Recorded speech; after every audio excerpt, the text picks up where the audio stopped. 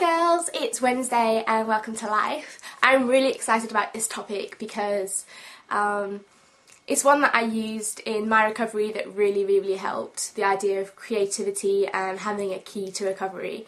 To me, the definition of a key to recovery is basically your motivation to get better, your reason for recovery. And it can be anything. It could be something that you want to do when you get better. It can be a person, somebody who inspires you. It can be a place that makes you feel better. My key to recovery came to me when I was in hospital. I couldn't really, at the time, think about recovering for myself because I didn't feel like I deserved it. But one thing that did kind of spur me on at the time was the idea of recovering for my family, because I could see how much hurt that I was putting them through. So when my mum brought me a card in that said, "Just when the caterpillar thought that the world was over, it turned into a beautiful butterfly," that became my key. The idea of the transformation from caterpillar to butterfly seemed to me to be kind of like a perfect image of recovery, from hopelessness to transforming into a completely different person, a strong person. I decided to take the image of the butterfly from that card and from that reason to become my key, so that I could carry around a brooch. I collected brooches of butterflies and pictures and images of butterflies. I could always carry around an image of a butterfly, so that in whatever situation I was in, however bad I was feeling, I would always have my key to hand that would remind me of why I wanted recovery and why I was doing this. When I was in recovery, I thought a lot about why the eating disorder had so much power over me and why it had so much effect on me. And I figured that part of the reason was that I gave it its own character, its own persona.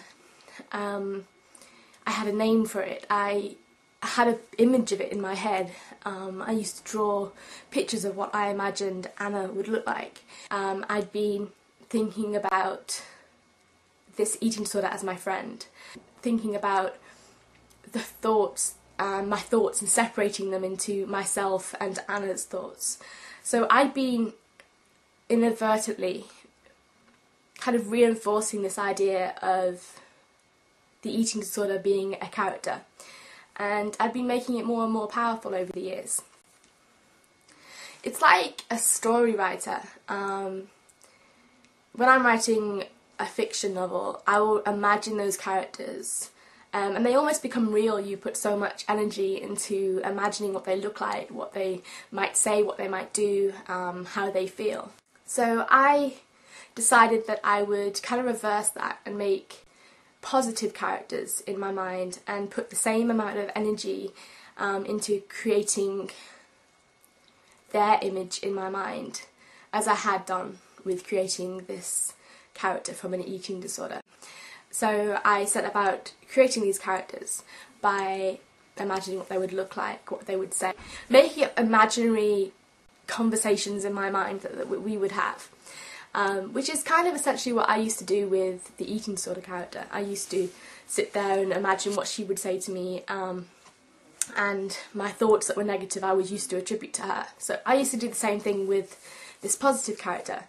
And that used to work really well, and eventually I was able to think about that character, and when I used to sit down for lunch, instead of immediately thinking of the Anna character, I would think of Featherbright, and I would imagine him sitting there telling me that it was okay to eat. And this worked so well for me that I decided to create a whole world, a whole positive world in my mind, which I called the White Realms of Eir. Journey into Eir, the long forgotten realm of light, hidden in your mind. Journey to Eir.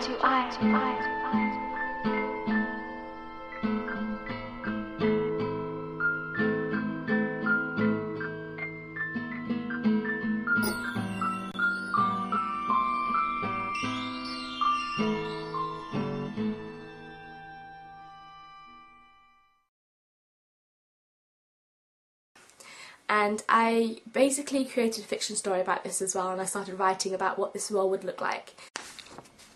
The fairy floated by my side, pointing out different plants and insects I had never seen before. In front of The me forest stood a small seemed magical. The roof Featherbright was thatched, right. and on the I outside felt safe walls here. made a I giant felt at picture of home. a red leaf. The forest As I path got grew closer, I wider, saw that and the the walls were trees actually grew made of thinner tiny until we mosaic arrived at the pieces, clearing. shining Welcome colours to that Autumn dazzled, Leaves, said joined Sunshine. together to make a picture. In front of me stood a small cottage. Started drawing and creating these rooms in my mind, rainbow rooms and positive rooms and healing rooms. The amount of characters that I created kind of grew. I had this whole kind of cast of characters in my mind that were all positive and that were all working to kind of keep me well and make me better. I decided that to help me deal with some of the issues I was having, I'd label the negative thoughts that I had as a completely separate world to Eir, and I would call that the Hells of Dorjan, and that would include all my eating behaviours, all my eating behaviour thoughts and feelings and actions, and any character that I thought wasn't positive that I would separate into this separate world. When I was feeling scared, instead of just this mix of feelings that I would be kind of unaware of what I was feeling, the character that I created for fear would kind of come into my mind, so I'd know what I was feeling much better. That was the idea. And it also helped because I created this picture of this character, and I put down a list of triggers for it, the negative kind of consequences of it, and also what I could do about it, kind of the battle plan against it. Fear. I called it Arev. Feeds on feeling unsafe, change, feeling lost, assumptions, expectations, and unstable self-belief. My weapon was courage. Symptoms: avoidance, butterflies in tummy, anxiety, failure to take action.